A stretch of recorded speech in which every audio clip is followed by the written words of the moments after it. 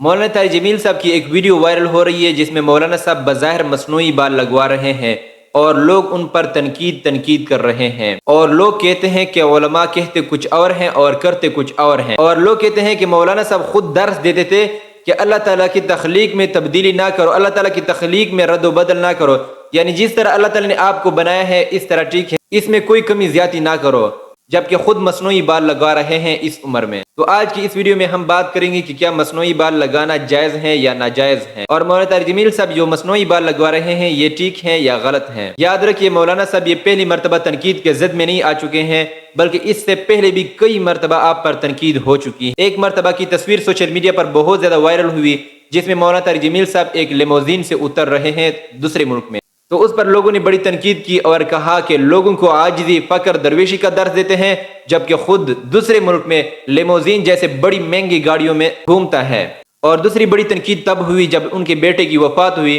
عاصم جمیل کی، تو مولانا طارق جمیل صاحب نے بیان کیا کہ مجھے ایک مولوی نے فون کیا اور اس نے کہا کہ میں نے عاصم جمیل کو خواب میں دیکھا کہ وہ حضور اکرم صلی اللہ علیہ وسلم کے ساتھ بیٹھے ہیں، اور مولانا صاحب نے اس میں یہ بیان کیا تھا کہ اس مولوی کا کہنا ہے کہ میں روزانہ 24 گھنٹوں میں 1,00,000 بار درود شریف پڑھتا ہوں۔ تو اس پر بھی لوگوں نے تنقید کرنا شروع کیا اور کیلکولیٹ کرنا شروع کیا، گننا شروع کیا کہ کیا 24 گھنٹوں میں 1,00,000 بار درود شریف پڑھنا ممکن ہے یا ناممکن ہے۔ اور اب مولانا صاحب پر تنقید کی جا رہی ہے کہ آپ نے مصنوعی بال کیوں لگوائے اس عمر میں، اور مصنوعی بال تو ناجائز ہیں۔ تو میں آپ لوگوں کے ساتھ ایک بات شیئر کرتا ہوں کہ جب مولانا صاحب لیموزین سے اتر رہے ہیں تو وہ مولانا صاحب کی اپنی لیموزین نہیں ہے، مولانا صاحب کسی اور ملک گئے ہوئے ہیں، اور اس ملک میں جو مولانا صاحب کی میزبانی کرنے والے ہیں وہ کوئی اور ہیں۔ وہ مولانا کے پاس جو چیز بھی بھیجے گا، چاہے رکشہ بھیجے گا، چاہے بس بھیجے گا، چاہے سائیکل بھیجے گا، چاہے لیموزین بھیجے گا، جو چیز بھی بھیجے گا مولانا طارق جمیل صاحب کی مہمان نوازی کے لیے، تو مولانا صاحب نے ان میں بیٹھنا ہے۔ تو یہ مولانا صاحب کی اختیار میں نہیں ہے، یہ میزبان کی طرف سے ہیں، تو اس پر تنقید نہیں ہونے چاہیے۔ اور دوسری بڑی تنقید عاصم جمیل کی وفات پر ہوئی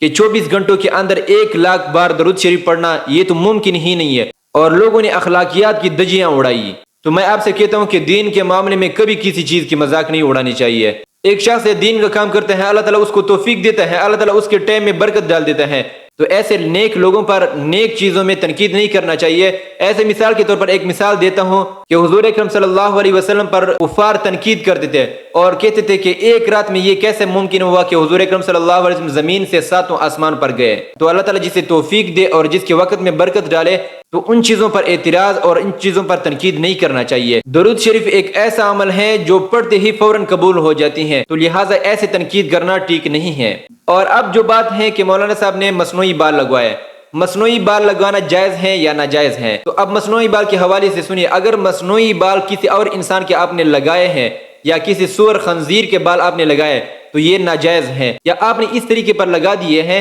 کہ کسی شخص کو دھوکہ دوں گا تو یہ بھی ناجائز ہے۔ اگر اپنے بالوں کی پیوندکاری آپ کر رہے ہو اپنے بالوں سے تو یہ ناجائز نہیں ہے۔ اس پر بنوریا ٹاؤن کا فتویٰ بھی موجود ہے، دارالعلوم دیوبند کا فتویٰ بھی موجود ہے، اور دیگر بڑے بڑے علماء کا بھی کہنا ہے کہ اس میں کوئی قباحت نہیں ہے اگر آپ اپنے بالوں سے پیوندکاری کر رہے ہو۔ تو مولانا طارق جمیل صاحب کی دین کے لیے بڑی خدمات ہیں، بڑے مثبت سوچ والے ہیں، مثبت درس دینے والے ہیں، اور مولانا طارق جمیل صاحب نے جتنا اسلام کے لیے، جتنا دین کے لیے خدمات کیا ہیں، میرے خیال میں بہت کم لوگوں نے ایسے خدمات کیے ہوں گے جو مولانا طارق جمیل صاحب لوگوں کو راہ راست پر لے آ چکے ہیں، جو اسلام کا پیغام دیا ہے، جتنے لوگوں کو مسلمان کیا ہے، میرے خیال میں بہت کم لوگ ایسے ہوں گے جنہوں نے ایسا پیغام دیا ہو لوگوں کو۔ تو میرے آپ سے درخواست ہوگی کہ کسی کی ایک غلطی کی وجہ سے، کسی کی ایک چیز کی وجہ سے اس کے تمام خدمات کو بھولنا نہیں چاہیے۔